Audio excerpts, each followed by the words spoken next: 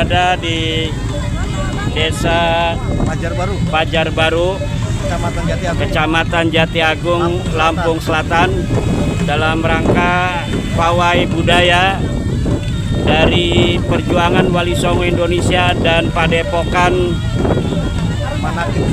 Manaqib Syekh Abdul Qadir Al-Jailani, Padepokan Majapahit, Padepokan Wangsa Sailendra, Padepokan Napak Tilas Macan Putih Siliwangi, Padepokan Banteng Malang, Padepokan Pancasona,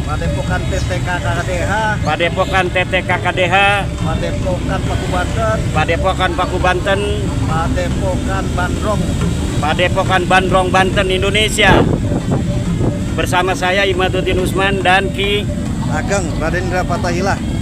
Bersama Ki Ageng Fatahila, kita akan keliling dalam pawai budaya ini untuk menunjukkan solidaritas kita kepada sesama Muslim Indonesia agar mereka tetap menjaga budaya dan sejarah dari para leluhur-leluhur bangsa, dan semoga bangsa Indonesia akan terus bersatu dalam Negara Kesatuan Republik Indonesia berdasarkan Pancasila dan Undang-Undang Dasar 1945 dengan tetap menjadi bangsa Indonesia. Kita Islam tapi kita adalah Indonesia. Kita Nahdlatul Ulama dan kita adalah Indonesia. Assalamualaikum warahmatullahi wabarakatuh.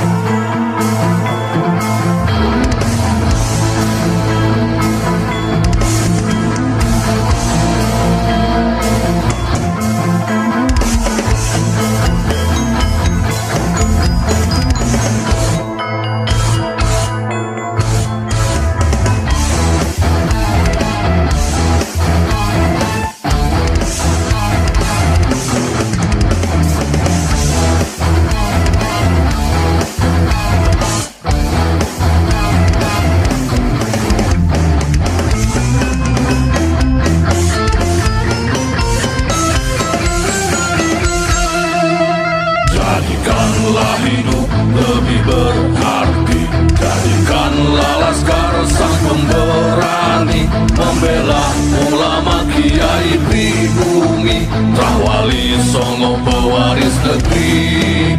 Gelora jiwa ini tak tertandingi, jangan coba-coba mengganggu negeri. Ulama kami terhina, kami pun tak terima, siap jihad jadi semboyan kita. Kami adalah laskar sabilillah, pecinta Wali Songo dan para anbiya, pewaris peradaban Islam di Nusantara, hingga berkibar bangsa Indonesia. Kami perisai para ulama, sepenuh hati korbankan jiwa dan raga. Bila nanti tertulis jihad pilihan kami, syahid bela agama dan negara.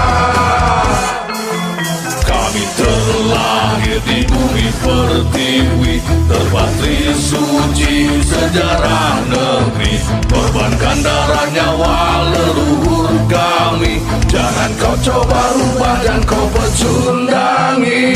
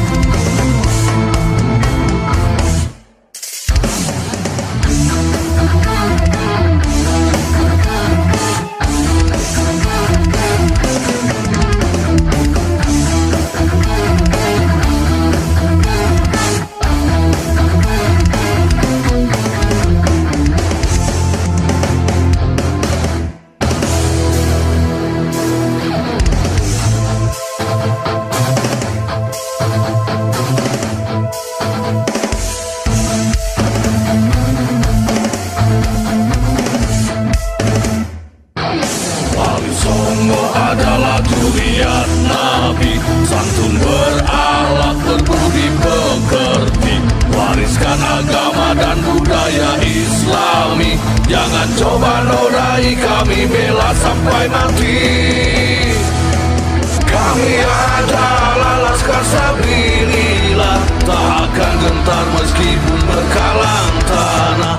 Demi bela agama, juga bela negara, ikhlas jihad dan syahid bersama ulama. Relakan kami pergi dan berjuang, jadi perisai trawali dan kebenaran. Meski harus berkorban, nyawa satu ibadah, demi kebenaran menang dan ditegakkan. Kami adalah Laskar Sabilillah, pecinta Wali Songo dan para anbiya, pewaris peradaban Islam di Nusantara, hingga berkibar bangsa Indonesia. Kami perisai para ulama, sepenuh hati korbankan jiwa dan raga. Bila nanti tertulis jihad pilihan kami, syahid bela agama dan negara.